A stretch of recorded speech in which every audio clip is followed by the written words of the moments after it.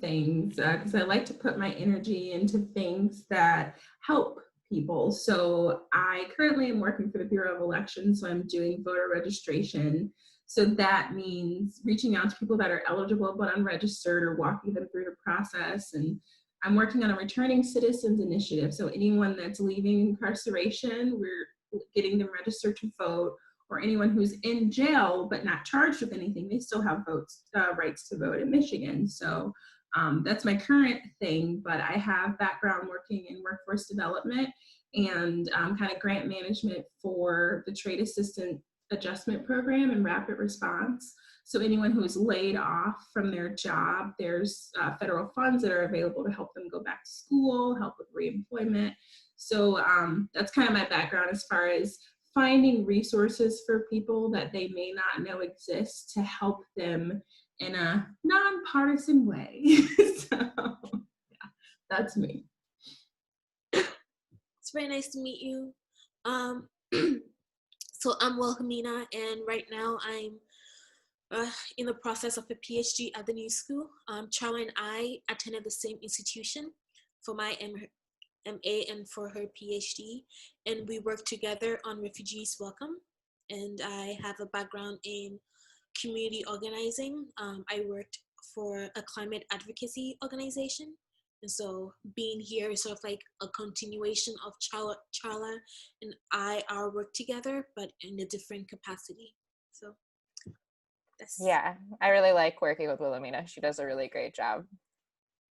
And so we're kind of bonded. I think this will be, how many years has it been? 5 years? 4 years? 5 years? 4 or 5. Yeah. So my background was working with refugees and immigrants. I started teaching English at first at the Lansing Refugee Development Center back when I was 19. And then I went off and worked for development agencies called World Learning and the United Nations, working in refugee camps before returning back to the United States. And when I was doing my PhD, I started Refugees Welcome, which is a nonprofit that works to help coordinate services across Boston, because there's about 600 organizations that help immigrants in some capacity. And they had like coalitions in specific subjects like housing or health, but they didn't really have any cross-topic collaboration. And so we would bring them together with facilitators and kind of train them and do a strategic plan for the year. So a lot of like the same skills that I was doing at Refugees Welcome, we offer through our consultancy. But I find myself doing a lot of pro bono projects just because I love them so much. And I thought, what better way though to give back to the community than start a foundation that's connected with my for-profit business called OT Consultancy, which is a collective of technical experts in different fields to help do different types of projects for government agencies, nonprofits, and for-profits. Obviously, the nonprofit aspect, they need more help and more support financially. So our goal with OT Foundation is to create an organization that helps to fund community-based initiatives that use technology. Since a lot of the work that we do is training people on how to use technology, this will also be a mechanism for us to be able to give back financially as well. So we are following Salesforce's 1-1-1 model, where we're donating 1% of our hours to pro bono cases. And then we're also putting 1% of all of our revenue from OT back into the foundation to give away to help people financially work on community-based projects.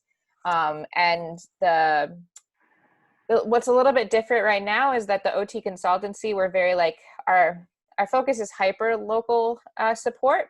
I worked a lot abroad, and I grew very frustrated with the fact that the locals were very skilled at different things, but they were paid substantially less than me or my usual European American counterparts. And I just didn't understand like why we were outsourcing all of this when there were people in the community who had these technical expertise. So since I'm like from Lansing, I help people in Lansing. We have consultants in Boston and they do things in Boston with their team in Boston. But for the foundation, I want to open it up to international projects. And that's why I'm seeking a very diverse board, not just people from Lansing, but people from all over the world. And so you'll hopefully be able to meet a lot more people. I run another nonprofit called the International Society for Participatory Mapping. And we work internationally as well. So I have some background doing that. It can be quite tiresome coordinating times for everybody to be able to meet up, but I've found them to be very gratifying and nice to catch up with people who have similar interests once a month. And so what I expect from the board generally is for them to oversee the financial distribution of aid and the process of accepting proposals, reviewing them, and then voting on which projects you guys would like to fund. And as I said, right now I'm the ED, but I'm hoping in the future that someone else that's not related to the company will take over this position, and their job will mostly just be accepting emails for proposals and then preparing the board as like a secretary, taking notes. And then hopefully that person will end up getting a financial advisor and a grant support person in the next 5 years. So that's kind of the long-term goal that we set out through OT consultancy. But the rest, who gets selected for the projects, how these projects are selected, all that criteria falls on you. And so today we're going to be talking a little bit about how we want to see that planning process work out so that I can get that codified and into a handbook for the board of directors and the process so that we could give them to prospective awardees. Does that all make sense? Yes, it does. Okay, great, thanks. And so I'm gonna go ahead and drop a link here in the chat, and it's gonna open up a Miro board that we'll be working on. I really like this. I was dying when COVID first happened because my favorite part of my job is facilitating in-person strategic planning sessions where whatever group I'm working with, like they create and develop their own plans. And I struggle with engagement online. It's not the same. I feel like I don't communicate, like I feel like I communicate fine, but I feel like the connection that I have with other people when I'm facilitating these processes doesn't really occur online as it does in person. And it's hard to gauge people's level of empowerment by the process virtually. So I find that Miro is a great place for us to be engaged and interactive together and kind of take a little bit more agency over the planning process than kind of just providing verbal feedback. And I've had really great results with this with some of our clients, and it's really cheap. So I really suggest it for the work that you do. Let me know once you're in the board. I'm there. I'm in. Great, perfect. So last time we talked about a little bit about the goals and what we have that it can be achievable. I think we should just review this because it's been a little bit. And so I'll just kind of quickly go over it and let me know if you have any questions or if you think anything needs to kind of be added to this. So when we're talking about goals as a group, we kind of know our mission statement, but what we're trying to discuss, like what are the goals within that mission. And so, you know, originally it's to provide technical and financial support for community-based sustainable development projects that use technology to reduce poverty and equity and environmental degradation. So that's our mission. But it was nice to hear and get feedback from everyone about what else, you know, is important to it. So we know that knowing that we stay connected and have a social media hub and attract to share these things with people. So I think our goals for the next month would be to get some of that social media up. I certainly don't mind doing it, but I would love somebody else to be like a moderator for it than just me. Like I said, because I benefit financially from the for-profit company. I would like to kind of take a little step back from doing some of those things. So it's not me kind of branding myself and my company through the foundation. I'd like it to be more organic and somebody else kind of taking that wheel. So we'll talk a little bit more about roles going forward and what the boundaries of those roles are, and if you're comfortable on taking on any like officer roles within the board of directors. Another goal is the process to accept and award financial support to specific community projects. We would like to bring people together across socioeconomic classes, and I think that that should be a requirement for those in the proposal stage, and perhaps we could even have like a question on that, how are you going to, bridge people together across socioeconomic classes. I think we have to create a database, very good, of willing volunteers to help the organization. And I think we're really lucky here that we have MSU. And so I feel like if we get some outreach, we might be able to find interns. We were very successful in Boston when it came to refugee welcome. We always had interns and people willing to help. So some of that role of social media can also fall on them. But then someone would need to be checking in with that person who's volunteering and just making them accountable. We should process for finding and collaborating with others who do the same type of work. I think that that's a really great point. And then provide a way to connect the community with available resources and other resources that are there for success, which I think is a really good idea.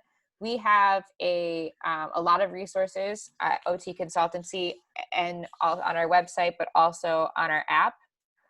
And so we can certainly continue to build out that database specifically for nonprofit work too in community development. I think that that would be a really good idea, not just to people interested in applying for a foundation grant, but also just people generally there to learn about nonprofit management. Does anybody have any questions so far? No? We talked about our values, which I'm gonna put in the handbook, which I'm hoping to have done before our next meeting. I just wanted to get a little bit better idea of how the proposal process was gonna work, so I was gonna write something up for that as well. So we really wanna focus on radical inclusivity, honor, mutual aid, intersectional epistemologies. We want to be cultural aware and sensitive. We want to make sure we're focused on sustainable development. And we talked a little bit about what that means in the last session and what sustainability actually is. We want to reach out to disenfranchised populations to create like more holistic and accurate narratives. We want to be continuously improving and learning on our process, which I think is a really good and we should definitely add something to the board of directors handbooks about going back and learning, which we have a template that we use at OT when we're building board of directors handbooks for other organizations, which has an onboarding survey and a 1-year survey for all of the board of directors, which I think it will be really helpful for accountability and for lessons learned. Does anybody have anything to add about values? I think those are good. I missed the meeting, but I did go back through and put sticky notes. So like, yeah, all of the orange ones are me. Thank you. And then needs and expectations, which was really nice that we talked about that, like both personally and for the entire group. We need to have solid deliverables, measurable goals and assessments. We also need to make sure that we have clear goals and objectives, and that we really need my team to tell me if they can't accomplish something, was something that I brought up. So I am super good and flexible about stuff. I don't get worked up about the little things at all.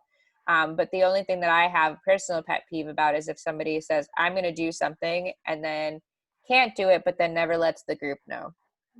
And I want everybody to feel safe and feel like that, no judgment if you can't finish something.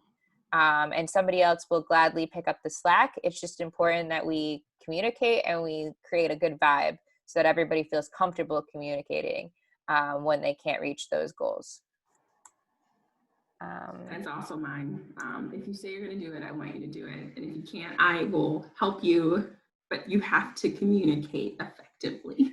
Yeah. Just like, it doesn't even matter. I don't need an excuse. I don't need a reason. I just need you to say like, listen, I can't do this on time. And I'll be like, all right, no big deal. We'll do something else. Somebody else will pick it up somewhere else. I need communication. And we talked a little bit about personal goals. but I see that you said provide additional resources to the community and add to my bank of knowledge to meet the needs of others. I really like that. Would you like to talk a little bit more about that goal? So I feel like there are a lot of resources that are on a smaller scale level that people aren't aware of, that like every little piece of work that I do, I find myself doing education as someone else because they're not aware of it. So I find like this is an excellent resource that we can then start promoting additional resources out. So it's not only sticking with Lansing, only sticking with people that are reaching out, but with social media, it will be, these are all of the resources that are available. So even like once you become, once you get the grant, it's, hey, we also are going to tell people about these resources. It's not only you're getting money, it's what can we do for you? Because obviously we feel this resource is important. So what exposure can we give that? So that's where anything I'm learning, I feel is valuable. And I'm going to tell one more person and they're going to tell another person. And it may not be the resource you need right then, but you may know someone who needs it. And then that just one conversation creates that chain. And I want connections to be valuable. And I think that this will be one.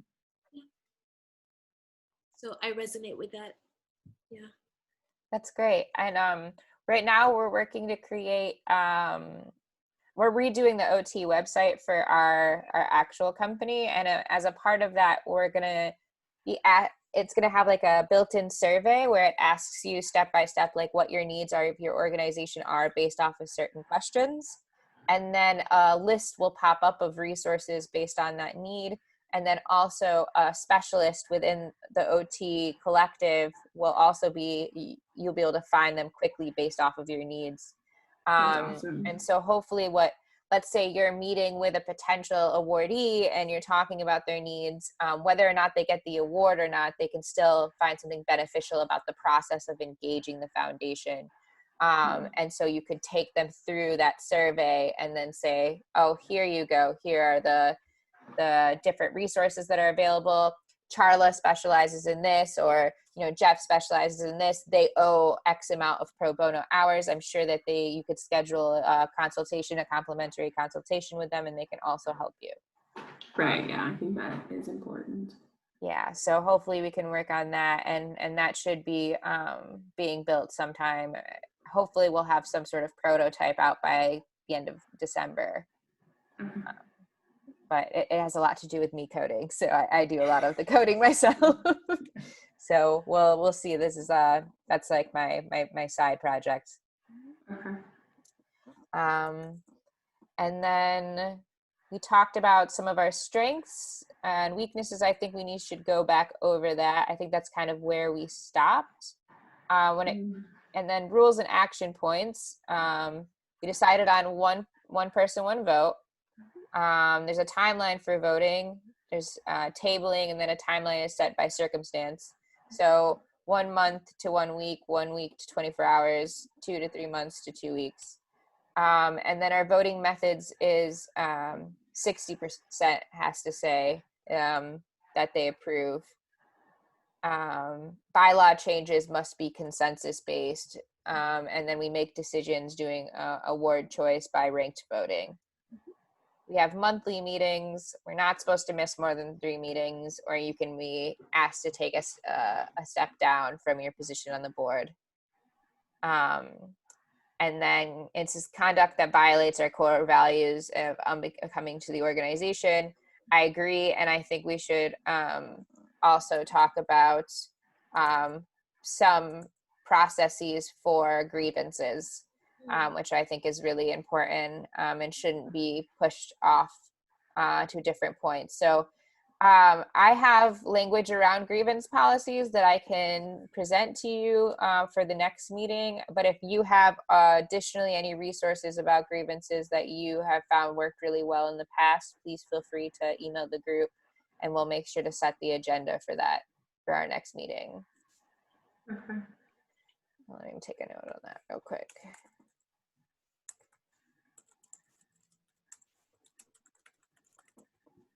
All right. So I think we should talk a little bit more about what we see as our strengths and assets. Like I said, OT is a collective right now. We have 5 consultants. We all specialize in something different. We're all master level or higher in our educational experience. Most of us have about a decade or up to 3 decades of experience. So we're kind of at your beck and call when it comes to interacting with prospective awardees. Like if you think we can help them with additionally just with video consulting, or if they need some design work done, you can get a hold of our design team, and we can make sure to put that in. But I think we should definitely talk about like timelines and the expectations for our consultants on the turnaround for deliverables for these projects. And you can talk about what you think is reasonable, and I can bring it back to the group and they can, decide if they think that that's reasonable as well. I think OT has been really strong so far starting in Lansing. We're about to bring in 70,000 in our second year, which is really good because we really didn't get things really going until almost the 1 year mark. And so we're very strong. We've had over 25 clients. And so we have connections in the city of Lansing, and we're starting to get connections in Ann Arbor, and then now we're growing out in Boston. So hopefully we'll have more connections to a lot of other resources. There's some great foundations in Boston that put out a lot of money that we could always help navigate that for people who are interested in applying for larger awards. But that's kind of, the strengths that I see. What are some strengths that either of you might see? For OT or? For the foundation. I see that broad network would be really helpful. I'm actually going to be moving to Grand Rapids in a couple of weeks. So that's another leg that we could reach out for.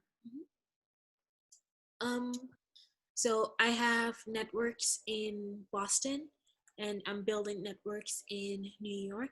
And as part of like my academic life, I have sort of like access to like a lot of grant information or like skill-based information that could help our board. So I think I'm like kind of plugged into networks, and that could be beneficial. Perfect. I went ahead and made a sticky note for that. So we got. And I work for the state of Michigan too, so I understand a lot about some of the federal grants because I work directly with the workforce development area, and they are a federally funded section of the state. So understanding what grants we have available and some of those. That's fantastic. And before I forget, I will reach out to you, Shelley. One of our partnered organizations, Power and Passion, they specifically focus on resources for reentry here in Michigan. Okay. And they have a giant map of all of the different types of resources and some of the employers that specifically focus on integrating returning citizens into their workforce. And our goal with that, it would be to create, collaborate on a curriculum that OT would offer to businesses who would like to develop some sort of standard operating procedures around integrating returning citizens into their workforce. Yeah, that would be great. So I will contact you. I go on vacation next week, but I'll try to send out an email this week to schedule something for after the 19th. Okay. And I was hoping that Richard would be here because we have a meeting actually with Katie, who's the founder of Power and Passion, on Friday to kind of talk about it, but he teaches in prisons. Okay.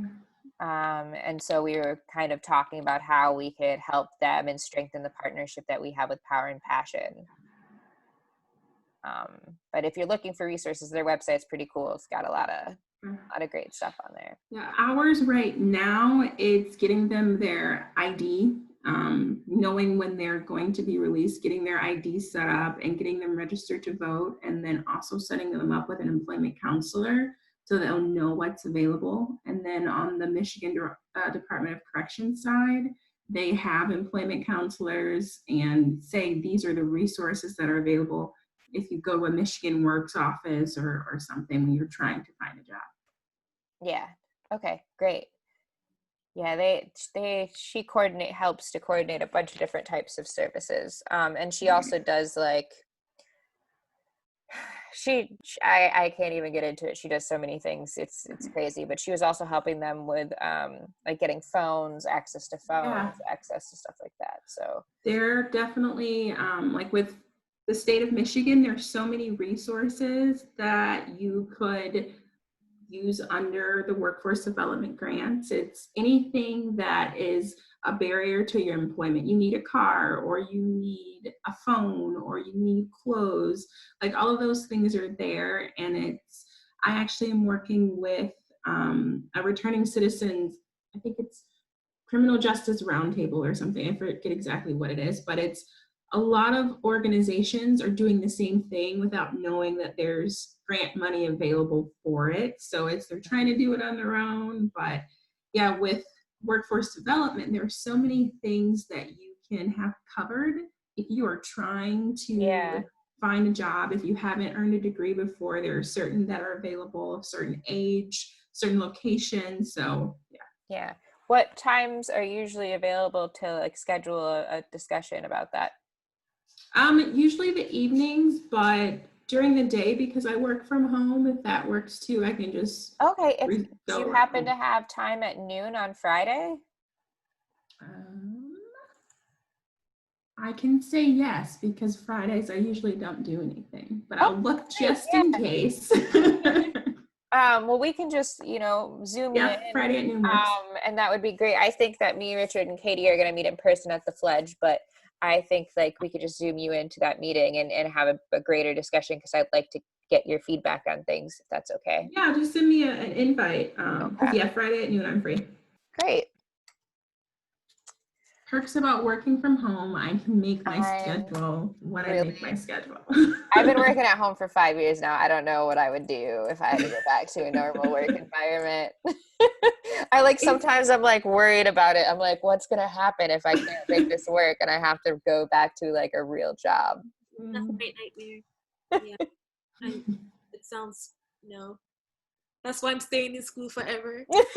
Well, I went 13 years in university, and then they're like, listen, we can't give you any more degrees. Like, I got 2 masters and I a PhD now. It's continuous learning. It's a thing.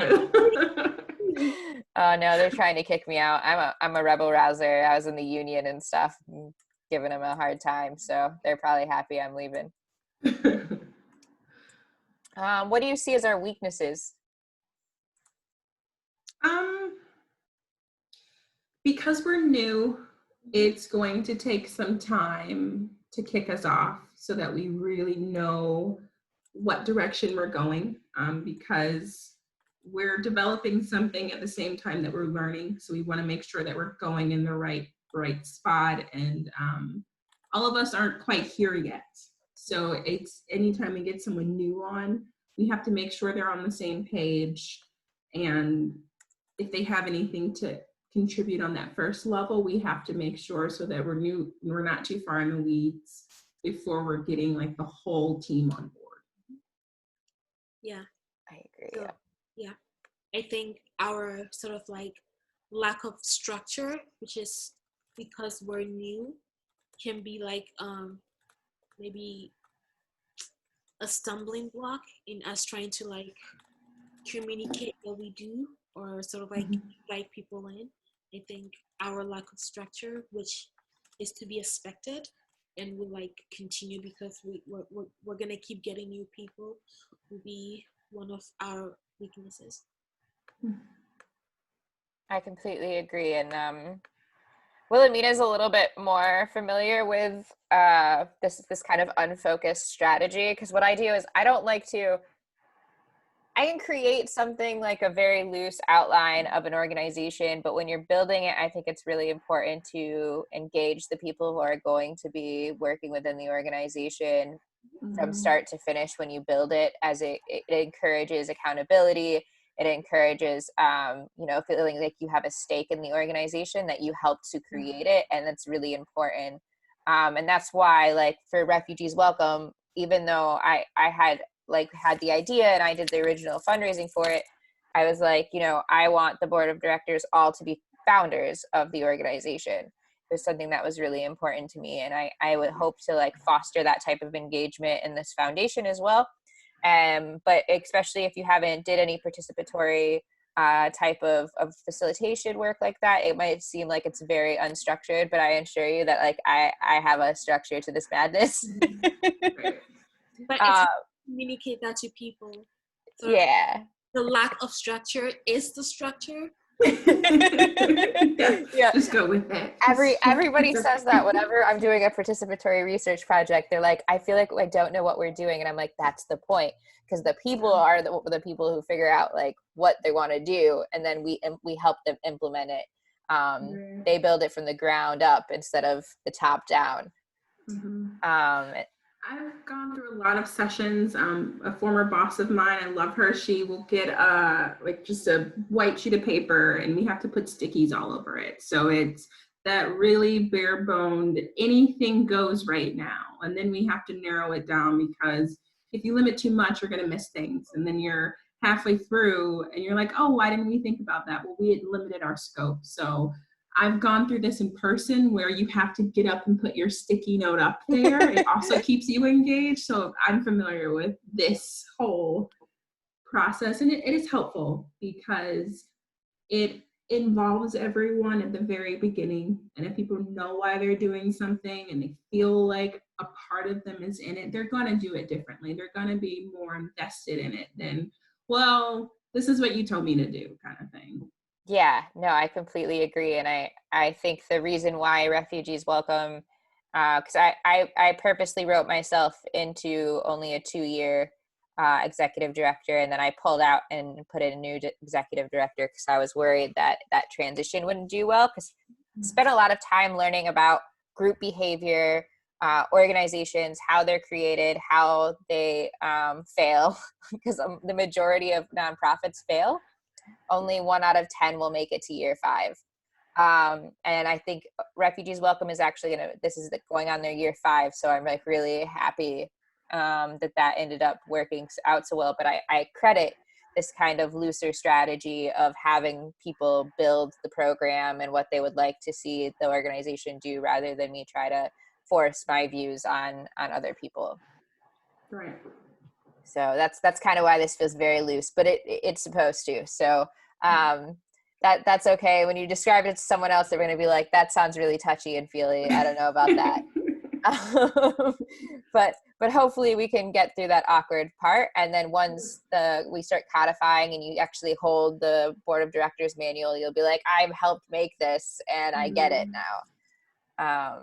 And this is what I love to do. This is my passion. So you guys aren't, if it goes slow, I apologize for you, but you don't have to worry about me. I'm not trying to rush this process at all. You guys have any more feedback on strengths and weaknesses before we jump into like the grant making timeline and discuss, what we want that to look like? I don't have any more. I don't have any questions, so we can. Perfect. Okay. So I made these little timelines where we can put stickies on it. And I was talking about, I've kind of helped work on projects where we're doing the grant making so that we're handing out money. So I'm familiar with the process. I've heard people complain about the process a lot, not being user friendly for those who are seeking grants, a lot of obstacles to access. So I really want to think critically about how can we make the application process as easy and painless as possible for those applying, but also something that's easy for the board to do so that the board doesn't get overwhelmed, because I want to make this kind of as easy as possible on the board since it's a volunteer position. And so usually, organizations, find out that they need support is kind of that instant, like, okay, I'm going to start looking for support for a community project. They find OT. foundation. They fill out a proposal, and then there's a review process and then award. Does that sound, am I missing any parts of that process?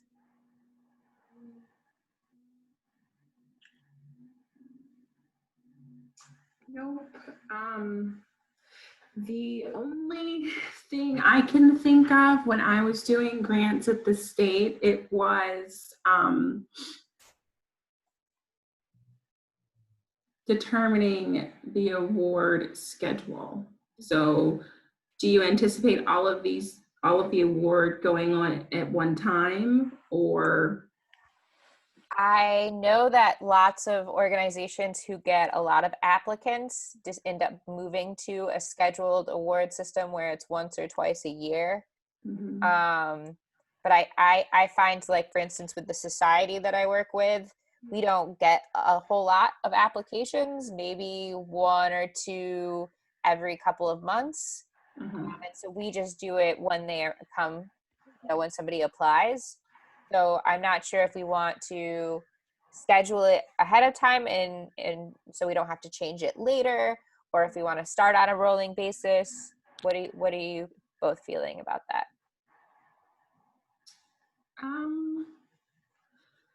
I think whatever we decide for the rolling basis, we'll have to make sure that we are considering that with evaluation. So it's, if we're awarding it this time, are we going to make sure that we have 6 months or a year in the evaluation? Because if we set it to say July 1st, we know we still have the rest of that year. So it can be rolling, because if you don't have 40,000 people applying at one time, or like a good chunk of people, having it available when they need it makes sense. It's just making sure in the post-award time, we are aware of that someone may have gotten something with a shorter amount of time than someone at the very beginning of our grant cycle. Yeah. So hearing what you just said, I think a rolling basis might present more challenges than if we have like a set disbursement or award schedule. So I would like to talk about the relative benefits of each. But if we need time to do evaluations, then a rolling basis might leave some organizations without enough time to give us data for evaluating their work. So yeah. Yeah. I think once we understand that evaluation piece, we can better determine what our award distribution or cycle looks like. Yeah, I think that there's pros and cons. Like, I was thinking, as a rolling basis, it's more easily accessible. A lot of people have a tendency to not be able to hit deadlines when it comes to grants, and I know that I've been on both sides of that and have wrote an entire grant and then realized that I missed the deadline on it, and then it's very sad that people in our organization spent so much time on it. But you're correct. Like, I think that it makes it very difficult for those who follow up for the valuation to do that, and it might make work much more difficult in the future. Say we do end up getting a lot of applicants. With the state of Michigan grants, we did have certain grants that were awarded every single year, and the payments were July 1, and then the next one was 3 months later. So those were kind of hard. Everybody knew what to expect. They had deadlines. For any new one we got, there were like emergency. These are available. You submit this for me, and I can issue it when you need it. So maybe we have those different components where we do have set ones, but there is an emergency grant request process where it's, I didn't even create my idea when this was working, but I have it now. So it would require I guess 2 separate paths where we know these are the evaluations and the process for emergency funds because of blah, blah, blah. And you have to have a justification for why you missed this piece. and then the just standard, okay, this is when we are awarding things. Okay. That way we do have some flexibility for those one-offs as we're going through, but for the most part, we've set those expectations of this is when we award grants. That makes a lot of sense. And do you think in your in what you've seen done, is the like kind of emergency whenever grant smaller than the one that's Yes. awarded more regularly? Yep. I think that that's a good idea. I like that strategy. What do you think, Wilhelmina? I like that strategy too. Yeah. Let me put a little post-it note here.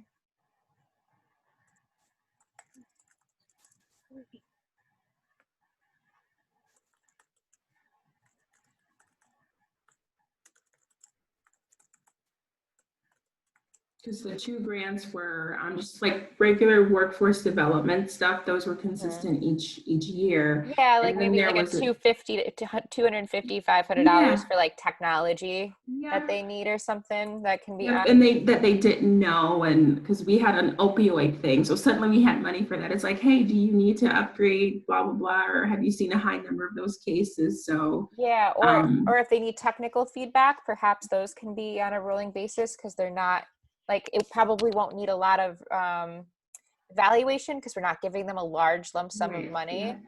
Yeah. So I think that that would be great too. Mm-hmm.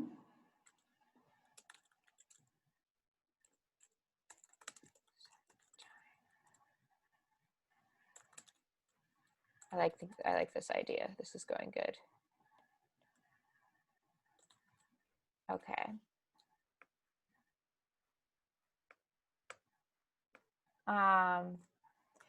And then is there a set kind of, if an organization needs support, how do we know when they're like ready to get our support? I guess we could talk a little bit more about that for criteria. Because that kind of falls underneath that. And then we should probably talk about like what proposals have you done that you really liked, which ones didn't you like? Do you think that they need to be like very detailed? Are they short? What are you thinking? What are some good practices that you've seen in the past that have really caught your eye in terms of applying for a grant? So it depends. I think last year I helped Join evaluate some of their grants, and it's really hard to tell the capacity of the organization based on their grant writing alone, because that could tell 2 stories, right? That could either mean that the organization lacks the capacity to have like a grant writer, or that they lack sort of like an ability to communicate what they're doing. So I guess in addition to like just the proposal, I would like a different way of getting some information about the organization, either through like interviews or network information, because I don't want to like not give a grant to an organization solely based on how they write a grant, because that is very subjective. I have liked more, I guess more specific is what the state really requires. It's, I need this money to do this thing. So it doesn't necessarily have to say to increase it by 40%, but it's, I'm not just asking for money to ask for money. I'm asking for this money so that I can buy this, and it ties to my overall mission. So explaining what the purpose, your mission is, or your objective is, creating a clear picture of how this money ties to that goal. And then I think that would satisfy it. So it doesn't have to necessarily have numbers, but I have to know what you're using it for, and that you understand what your organization is doing with this, so that when we're going back to the evaluation of it, we can say, okay, this was your objective. Did you increase that by 1%, or do you think your engagement is up, or some way that we can evaluate if you did with it a benefit for your company or your organization? Yeah, so our the only people who can apply legally are other 501c3 nonprofits or other nonprofit groups internationally. And there's a whole thing we have to go through to make sure that the organization isn't on the terrorist watch list if we're going to work with them abroad. Which I've been on the phone twice now with the IRS to talk about that process because it had to be integrated into our bylaws. So I'm waiting to hear back from the IRS, but I haven't heard back, which I think that's a good sign. So I think they're processing the paperwork right now. But the crazy thing is I've applied through the state, right? And they keep like sending it back with like, this is a flaw. You need to fix this before we'll do it. And so I read it back and then I send it and they're like, actually, this is also not right. And I'm like, okay, well then, and this isn't the first time that I've applied for nonprofits. I like helped a bunch of people start nonprofits in Massachusetts. Super easy. Never had a problem with it. But here in Michigan, it seems like they're very strict about what you can and cannot write in your articles of incorporation, which I find very interesting.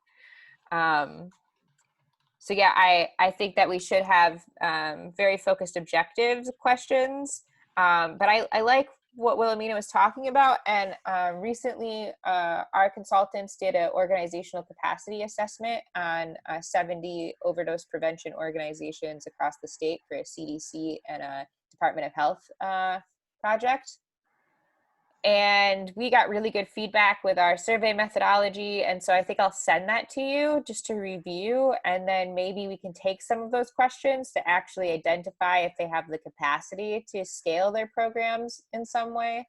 Because I think that might be an effective way of kind of narrowing which organizations we would want to support. I would like to try to get more questions hyper-focused on social equity, how like understanding how they're integrating the actual like representation of the community at large, those types of things too.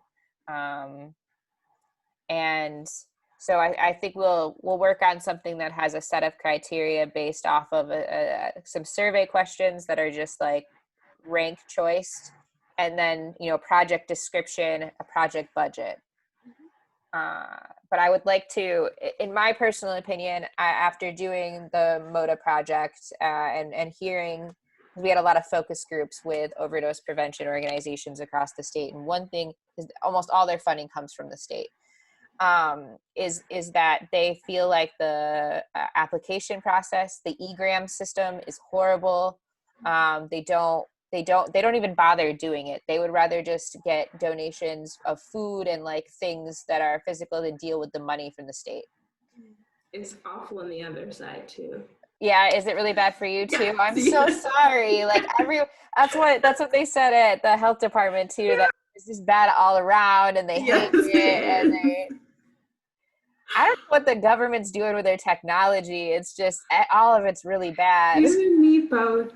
Because I started working at our IT call center, so we supported every application, and you find that the state will buy like 5 different versions of something that does the same thing, or they'll buy something that's like 3 or 4 versions behind because it's cheaper, and you're like, this is awful. And it's crazy because they could just hire their own tech team, not focus on like anybody else is trying to sell them, and just do what they need to their specific state. Yes.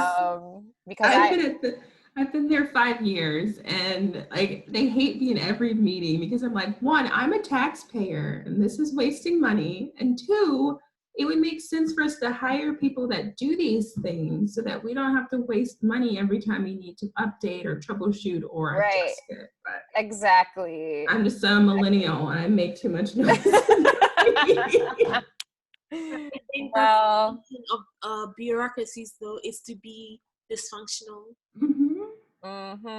I've never had a bureaucratic system that functions properly because that's what they have to do, not function.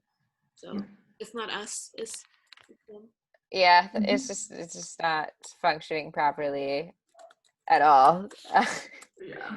I do agree. It should be very simple, because even with people that do these grants year after year with the state, they would make one error and I would say, I'm sorry, you have to resubmit, and you don't want to have to go through all of that. You just need support. So simplicity would be awesome. And I guess some flexibility in defining your scope, saying, okay, if you're submitting this, it should include these elements.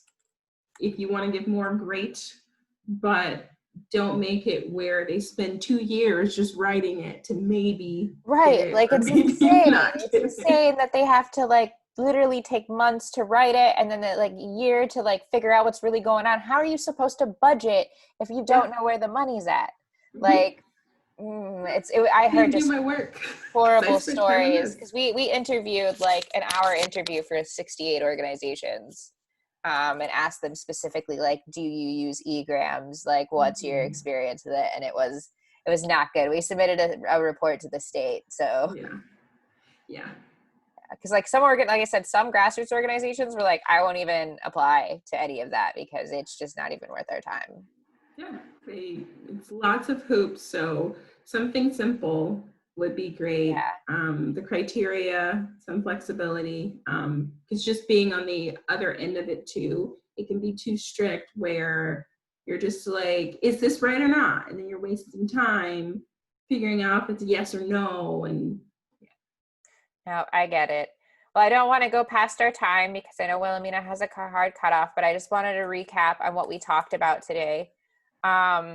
So we did our introductions. We reviewed the storyboard. We didn't get that far, but I don't want you guys to feel bad because I feel like we needed that review, and I needed you and Wilhelmina to connect and talk about both of your backgrounds. But we did make some headway, and I think I'm going to send out some language for a grievance policy, so check that out. Just read through that. I'm going to email you, Shelly, about the power and passion thing on Friday and make sure you have that link. I'm also going to start writing up a board of directors handbook, and we'll have something to present to you on the next meeting. And then I'm also going to send out the outline that I usually suggest to organizations for your review and feedback, as well as the questions from the OCA. And so I'll send out a reminder that the OCA is just to get the juices flowing, and we'll talk about kind of what that application is going to look like in way more detail in the next meeting. Okay. And then we'll skip the introductions unless there's someone new. Okay. Is it possible with these meetings for the first little bit, we could do maybe bi-weekly?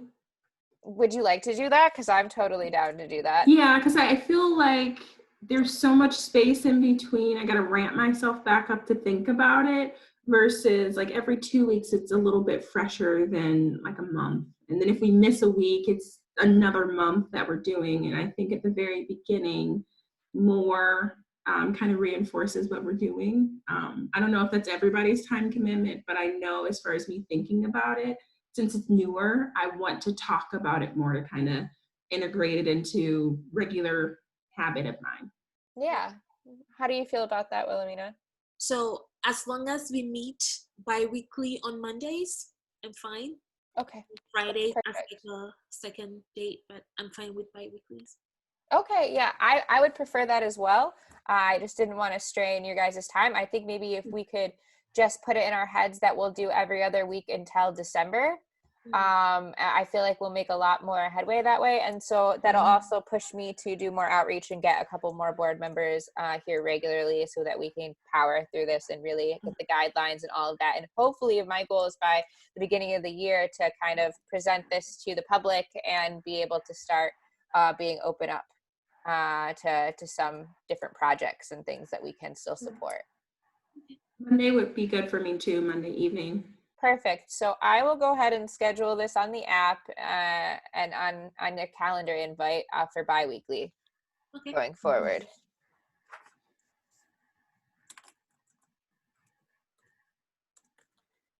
All right. Well, I guess I'll be seeing you a lot more often. Yeah. Yay. Okay. All right. Thank you so much. Oh, I forgot. So I recorded this just because there's a couple people missing, but I know that we were talking about some things, and I didn't know if you wanted me to make it public or not. That's fine with me. All right. I just wanted to double check. All right. Thank you so much. Have a wonderful evening and a great week. Good Thanks. night. Bye. Bye.